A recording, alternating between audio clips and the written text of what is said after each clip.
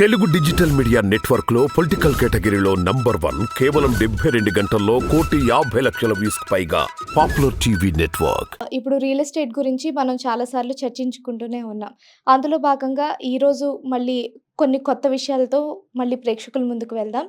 అలాగే దాంట్లో వచ్చేసి ఒక ఫస్ట్ క్వెషన్ ఏంటి అంటే, కొత్తగా ఎమర్జ్ అవుతున్న ఏరియాస్ ఏంటి అంటే ఏం చెప్తారు? ఇది సీక్రెట్ క్వెషన్ అమ్మా. డబ్బులు తీసుకొని చెప్పాలి మేము.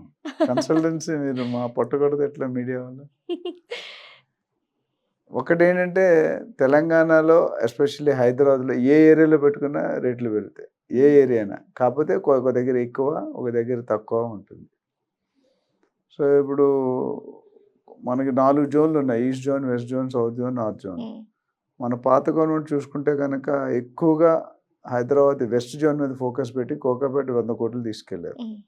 నియోపాలిస్ కోకాపేట. అయితే సామాన్యుడు దాన్ని అందుకోవడం చాలా కష్టం. ఎందుకంటే బంజారాహిల్స్‌లో మనం ఉంటాం అక్కడ. బంజారాహిల్స్ ఎంత 3-4 లక్షలు పర్ గజం. జూబ్లీహిల్స్‌లో 3-4 లక్షలు గజం. అది ఎంతమంది కొనుక్కోగలుగుతారు? నెలకు 25,000, 50,000 సార్లు ఇచ్చేవాళ్ళు అసలు దాని గురించి థింకింగే ఉండదు. Even they cannot dare to think. So real ఎస్టేట్లో లాజిక్ ఏంటంటే సిటీ నుండి ఎంత దూరంకి వెళ్తే అంత తక్కువ దొరుకుతుంది. సిటీ నుండి ఎంత దగ్గరికి వస్తే అంత ఎక్కువ ఉంటుంది. అది థంబ్ రూల్. మ్యాథమెటిక్స్ రూల్స్ ఉంటాయి కదా అట్లా. ఇక్కడికి వచ్చేసరికి ఇప్పుడు ఫార్మాసిటీ మన పాత గవర్నమెంట్ ఉన్నప్పుడు పాత గవర్నమెంట్ ఉన్నప్పుడు ఫార్మాసిటీ శ్రీశైలం వెస్ట్ జోన్ తర్వాత శ్రీశైలం హైవే కొద్దిగా హైప్ చేశారు.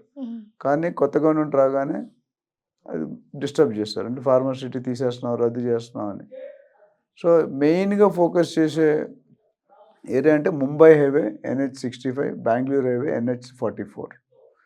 బెంగళూరు హైవే అంటే ఏమొస్తాయి? Shamshabad, Kothur, Nandigama, Shadnagar, Balanagar, Jadcherla. So left side Mekaguda industrial area ఉంది. Kothur is industrial area, Balanagar is industrial area. Right side Kanha meditation centre ఉంది. Left side statue of equality Chinnajeeyar Swamy.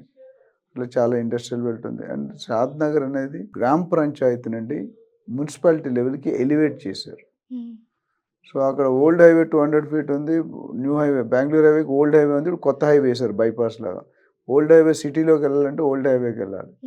So Shadnagar is going to be next Kukatpally or Gachibowli in next 5 years.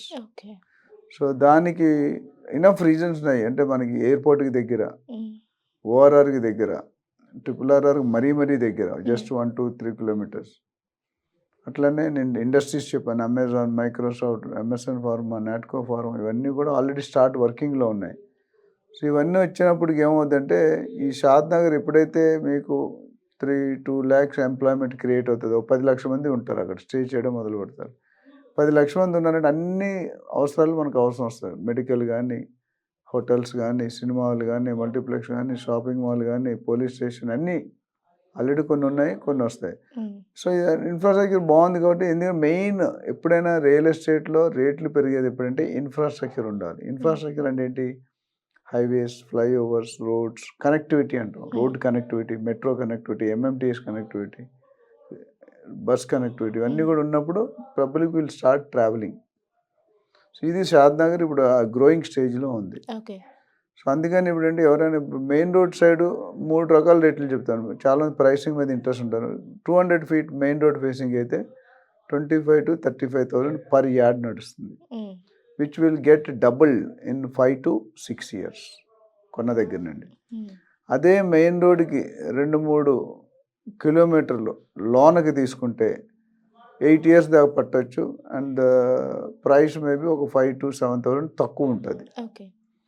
అలా కాకుండా 5-6 to 10 kilometers లోనికి వెళ్తే ఇంకొక 5,000 తక్కువ. అంటే main రోడ్డుతో పోలిస్తే 10-12,000 తక్కువ ఉంటుంది. అది కూడా ఇప్పుడు తీసుకుంటే ఇప్పుడు తీసుకుంటే 5 సంవత్సరాలు తీసుకుంటే అది కూడా డబుల్ అయిపోతుంది ఆల్రెడీ.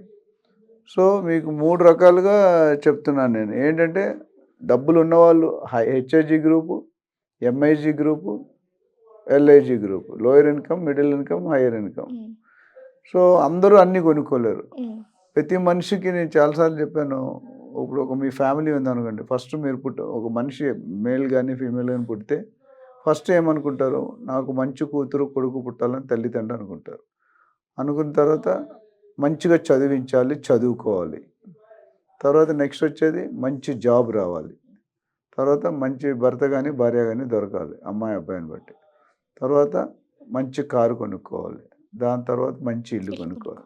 ఈ ఈ 5, 6 ఫ్యాక్టర్స్ ప్రతి ఫ్యామిలీకి, చిన్న ఫ్యామిలీ అయినా పెద్ద ఫ్యామిలీ అయినా బాగా పెద్ద ఫ్యామిలీ అయినా అవసరం. అందులోదే మనదొక భాగం. సో నేను చాలాసార్లు చెప్తుంటా, రియల్ ఎస్టేట్ రోటీ కపడా మకాన్లో ఒక భాగం. అది లేకుండా మనం ఉండలేం. ఇప్పుడు మనం తిండి లేకుండా ఉండగలరా? బట్టలు లేకుండా ఉండగలరా? గూడు లేకుండా ఉండగలరా? కంపల్సరీ కావాలి. సో ఇది అందరికీ సొంతింటి కళ. చాలామందికి రేట్లు పెరిగిపోవడం వల్ల సొంతింటి కళ అనేది నిరాశగానే మిగిలిపోతుంది. అందుకని ఇప్పుడు గవర్నమెంట్ ఏం చేస్తుంది, అంతకుముందు పాత గవర్నమెంట్ ఒక ఏరియా హైదరాబాద్ ఒక కోణంలో ఫోకస్ చేస్తే ఇప్పుడు ఏం చేశారంటే వాళ్ళు మొత్తం తెలంగాణకే ప్లాన్ చేస్తున్నారు. రేవంత్ రెడ్డి గారు ఏం చేశారు, మొత్తం తెలంగాణని 3 భాగాలుగా విభజించారు. అప్ టు ఓఆర్ఆర్ అనేది urban area, ORR to RRR అనేది suburban area, RRR to state border అనేది రూరల్ ఏరియా. ఓఆర్ఆర్ వరకు 80-90% ఆల్రెడీ డెవలప్ అయిపోయింది. ఇప్పుడు డెవలప్ అవ్వాల్సింది ORR to RRR 30-40 kilometres diameter ఉంటుంది. ORR is 165 kilometres, RRR is 330+ kilometres. So ఇప్పుడు అక్కడ ఇప్పుడు నేను రేట్ ఎప్పుడు పెరుగుతుంది, నేను ఇందాక చెప్పినట్టు డిమాండ్ ఎక్కువ ఉండి సప్లై తక్కువ ఉంటే రేట్లు పెరిగిపోతుంది. ఎందుకంటే ఒక ప్లాట్ కొనడానికి 100 మంది ఉంటారు. ఒకప్పుడు రివర్స్ ఉండేది, 100 ప్లాట్ ఉంటే కొనేవాడు ఒకడు ఉండేవాడు. ఇప్పుడు మారిపోయింది సిచ్యువేషన్. ఓకే, సో అందుకని రేవంత్ రెడ్డి గారు ఏమన్నారంటే మనము స్టేట్ మొత్తం డెవలప్ చేయాలి. మెగా ప్లాన్ 2050, అంతకుముందు 2008లో 2031 HMD హైదరాబాద్ ప్లాన్, ఇప్పుడు తెలంగాణ మెగా ప్లాన్ ఏమన్నారు. సో తెలంగాణ మెగా ప్లాన్స్ అన్ని కోణాల్లో satellite townships, pharma clusters, sports city, health city, industrial Jones, special economic zones, entertainment resorts ఇవన్నీ కూడా ప్లాన్ చేస్తున్నారు. అవి ప్లాన్ చేసినప్పుడు ఏమవుతుందంటే అవైలబిలిటీ ఆఫ్ ల్యాండ్ యూజ్లోకి వస్తుంది. ఇంతకుముందు అంతా పంటలు పొలాలు అలాగ ఉండిపోయింది. ఇప్పుడు దాన్ని కన్వర్ట్ చేస్తున్నారు, నాలా కన్వర్షన్ అంటారు. సో ఎప్పుడైతే ల్యాండ్ అవైలబిలిటీ ఎక్కువైందో సామాన్యుడు మధ్యతరగతి కుటుంబీకుడు కొనుక్కునే పరిస్థితి ఏర్పడుతుంది.